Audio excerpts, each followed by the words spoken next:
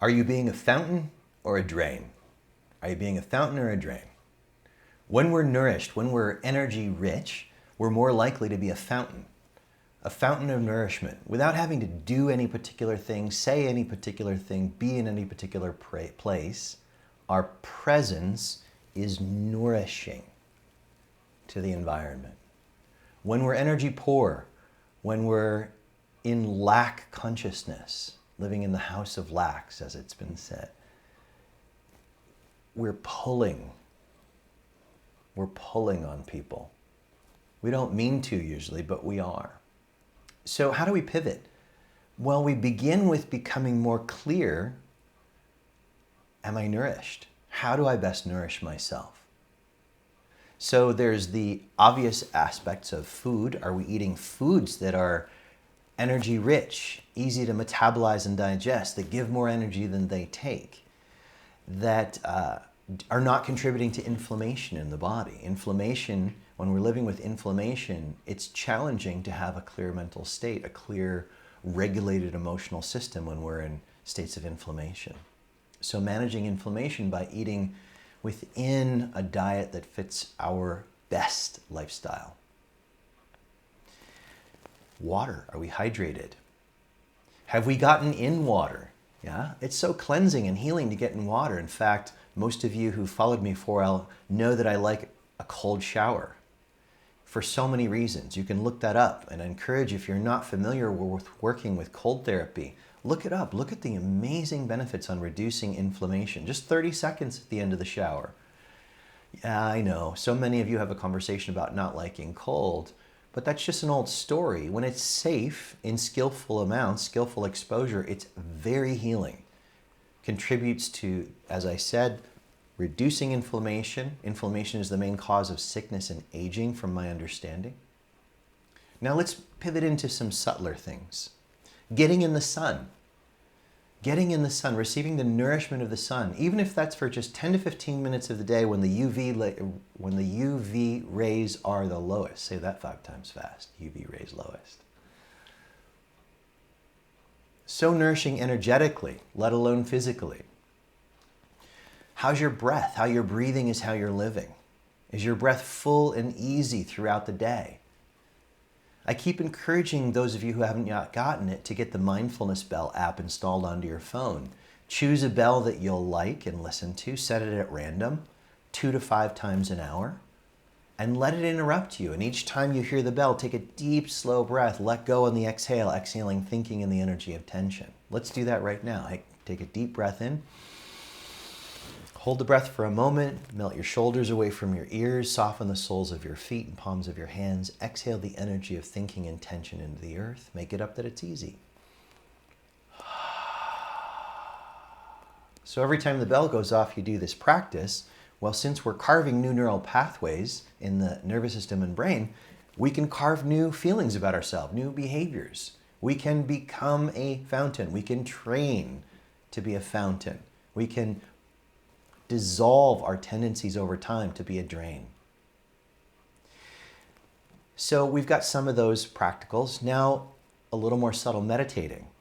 If you have direct contact with something greater than your own history, your own ego, your own body-mind, the source of consciousness within, to whatever degree on a daily basis, starting with maybe 5 minutes a day if you're a new meditator, working up a minute more per day, ideally getting up to at least an hour a day in one sitting.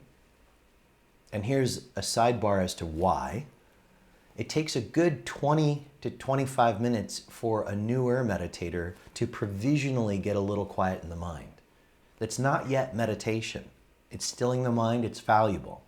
So if you're only sitting for 20 minutes, you're not getting very far in terms of what meditation can make available to you, the profound gold to mine in meditation. At about the 45-minute mark, give or take, depending on how long you've been sitting as a regular practice, another deeper opening happens where the experience of actual meditation begins to foreground. With more practice, it's more noticeable. And these two openings, and there are other openings, can happen sooner and sooner with more practice. So are you meditating regularly? So often when people come to me with a difficulty, one of the first things I want to ask you is, are you meditating daily? If not, sit for 20 minutes at least, longer if possible, for the next 7 days in a row, and then check back in with me. And I invariably am willing to put a stake in the ground that most things move pretty quickly. We end up having our own insights, intuitions, metabolizing and processing old stuck energies during that 7 days. Now the trick is to keep going, keep sitting, and then touch the state of meditation throughout the day. These are all different ways of participating in being energy rich and becoming a fountain rather than a drain. Now, a little bit of relationship hygiene, and I touched on this in my live teaching today in Sunday Satsang series, about what we share and when we share it with other people. Some people have what's called a sadhana buddy. Sadhana is the Sanskrit word, S-A-D-H-A-N-A. Looks like sad Hannah, but it's not. It's sadhana. Sanskrit for the path we walk skillfully, the practices we undertake, the understandings we work with actively, from the various initiations on the path to their culmination points. This is sadhana, active sadhana. And a sadhana buddy is somebody that we practice with or check in with or contemplate together with. I'm going to tell you what a sadhana buddy is not, though. And this also goes for our intimate relationships, friendships, parent-child relationships. These are not places for trauma sharing. These are not places to come dump and vomit whatever we're not dealing with onto somebody else's lap for them to then think about, carry away and walk around with on their nervous system. We want to be respectful that everybody's got a nervous system, and our relationships develop a collective nervous system. The deeper they go, the longer we're connected. There's a collective subtle nervous system that we share. What are we exposing that nervous system to that we share, as well as our individual nervous systems? There's ways we can share and talk about things that are like pouring battery acid on the nervous system. There's ways we can share where we take responsibility for being charged about something and sharing in ways that don't make somebody else responsible for our past or our present or our future. So these intimate relationships, whether it's a sadhana buddy, a lover, a close friend, get consent before sharing. Get consent. Hey, is now a good time when I can share something I've been chewing on or working with or challenged about? Are you in a good place for that? And they may need to ask us a few more questions, so we let them. And if they say no, we honor that no. We don't push. Because we want that same respect, that same space to be able to check in with ourselves and know what we're actually up for. Not different than somebody giving you options for dinner. You know, would you like to eat a steaming hot bowl of crickets that are only half alive? Would you like to eat pizza? Would you like to eat a salad? Well, at this moment, I would pick the salad. And I want the option to choose. Don't you too? I don't want to be force-fed crickets. It's not my dietary preference. And nothing wrong with crickets if you're into that. Some places cover them with chocolate or spice or serve them with mezcal. Take a deep breath. Let go on the exhale. Are you being a fountain or a drain? How are you talking to yourself is another contributory factor to whether you're being a fountain or a drain. If you're constantly speaking to yourself in discouraging ways in your head, you're going to feel like a drain to be around for other people. If you're working with encouraging yourself, loving yourself, watch this. Everybody try this right now. Imagine walking up behind your own body with as much tremendous love as you can manufacture, touch as you possibly might. Wrap your arms around yourself energetically in your imagination and just lift yourself up like you're infusing a good friend with all the appreciation in the universe. Make it up that this is easy. Receive this. What would your life be like if you practiced this on the regular? What would your life be like if you practiced this when you're getting insecure around the people you know and the people you don't know? Lifting yourself up with breath, this energy hug from behind, this love hug, speaking to yourself in encouraging ways. And then getting consent. Getting consent from people if we want to discuss certain things. Is now the right time and place? Are you open?